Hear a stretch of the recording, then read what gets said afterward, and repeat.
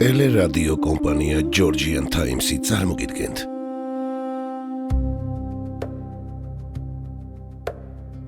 საქართველოს ისტორიის გაკვეთილები.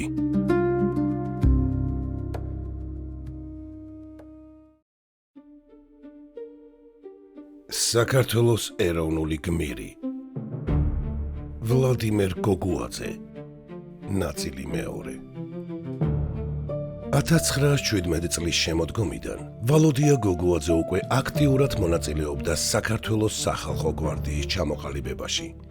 მიუხედავად იმისა, რომ მძიმე ჭრილობის გამო ჯერ კიდევ სრულად არ იყო გამოჯანმრთელებული, ქვეყნის წინაშე არსებული საფრთხე მისთვის პირად კივილზე მნიშვნელოვანი აღმოჩნდა. 1917 წლის 12 დეკემბერს ვალოდია გოგუაძე თბილისის არსენალის აღების ოპერაციას ხელმძღვანელობდა. სწორედ ამ ოპერაციით ჩაეყარა საფუძველი ქართული ეროვნული შეიარაღებული ძალების ფორმირებას. რუსული სამხედრო საწყობების ხელში ჩაგდებამ ქართველებს შესაძლებლობა მისცა საკუთარი სამხედრო ნაწილების შეიარაღებინათ და დამოუკიდებელი სახელმწიფოს თავდაცვისთვის მომზადებულიყვნენ. 1918 წლის იანვრიდან გოგუაძე სახალხო გვარდიის ჯავშნოსანი მატარებლის რაზმს ჩაუდგა სათავეში. თავდაპირველად რაზმი 80 მებრძოლს ითვლიდა, თუმცა მალევე იგი საქართველოს დემოკრატიული რესპუბლიკის ერთ-ერთ ყველაზე მობილურ და ბრძოლის უნარიან სამხედრო ძალად ჩამოყალიბდა. ჯავშნოსანი მატარებელი ქვეყნის სხვადასხვა კუთხეში სწრაფად გადაადგილდებოდა, მონაწილეობდა წესრიგის აღდგენაში, ამბოხებების ჩახშობასა და შეიარაღებული ბანდების წინააღმდეგ ბრძოლაში. გოგუაძის ერთ-ერთი პირველი მნიშვნელოვანი სამხედრო გამოცდა შამქორის ოპერაცია გახდა. პირველი მსოფლიო ომის დასრულების შემდეგ კავკასიის ფრონტიდან სამშობლოში დაახლოებით 200,000 შეიარაღებული რუსი ჯარისკაცი ბრუნდებოდა. არსებობდა რეალური საფრთხე, რომ ეს უზარმაზარი სამხედრო ძალა თბილისში შევიდოდა და ქვეყანაში ისედაც არასტაბილური მდგომარეობა კიდევ უფრო დამძიმდებოდა. სწორედ ამ ოპერაციის დროს გოგუაძის ჯავშნოსანმა მატარებელმა რუსული სამხედრო ეშელონები თბილისს აარიდა და აზერბაიჯანის მიმართულებით გააცილა.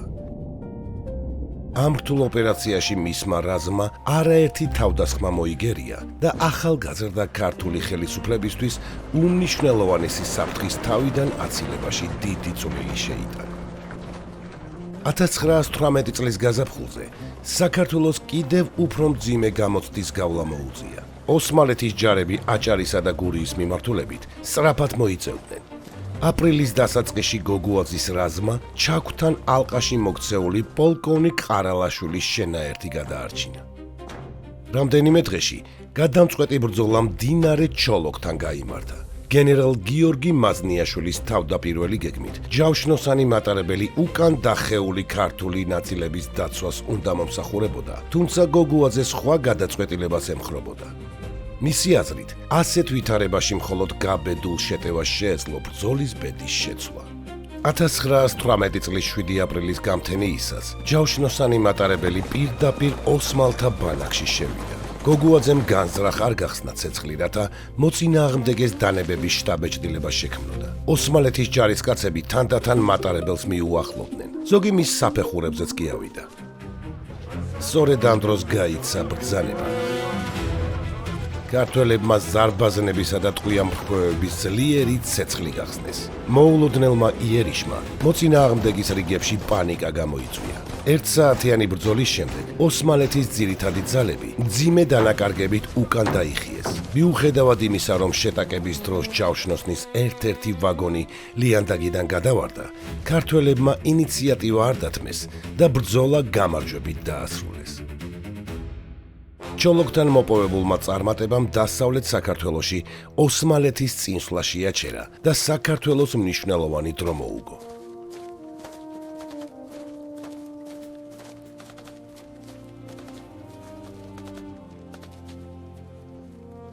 ჩოლოქში გამოჩენილი განსაკუთრებული გმირობისთვის 1918 წლის 13 აპრილს ამიერკავკასიის საოლქო დელეგატების სხდომაზე ნოე ჟორდანიას, ირაკლი წერეთელისა და ევგენი გეგეჭკორის წარდგინებით ვალოდია გოგუაძეს რესპუბლიკის გმირის წოდება მიენიჭა.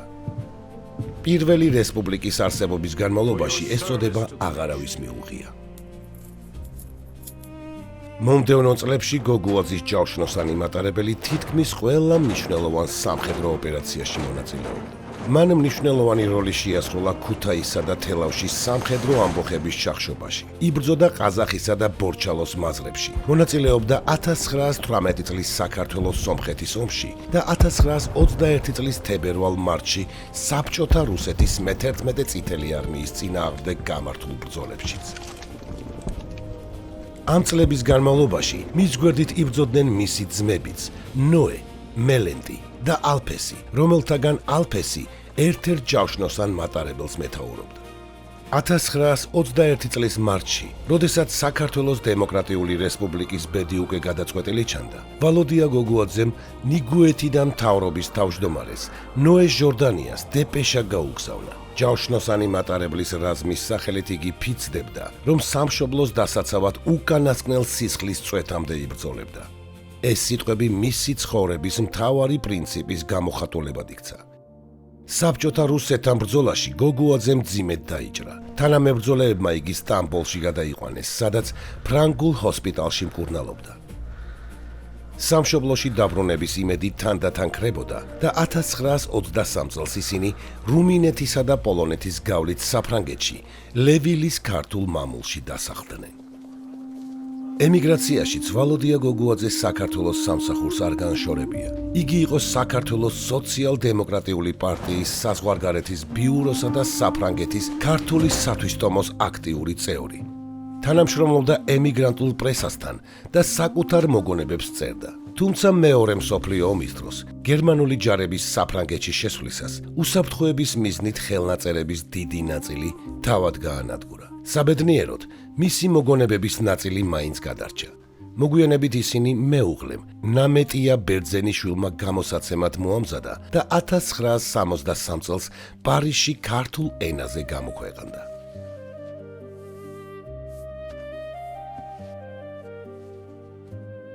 ვლადიმერ გოგუაძე 1954 წელს 74 წლის ასაკში ლევილში გარდაიცვალა და იქვე ქართველ ემიგრანტთა სასაფლაოზე დაკრძალეს.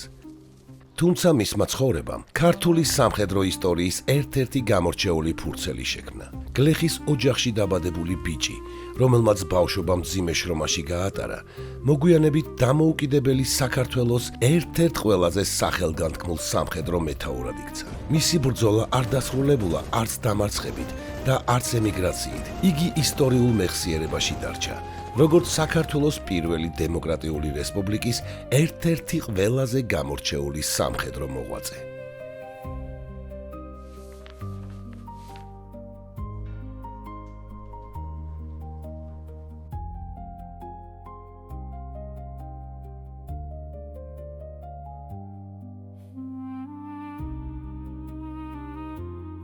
ტელერადიო კომპანია Georgian Times-ი, დოკუმენტური ფილმების სტუდია.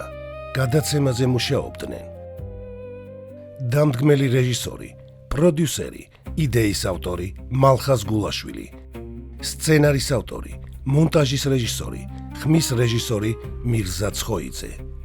გახმოვანება ლაშა მურჯიგნელი.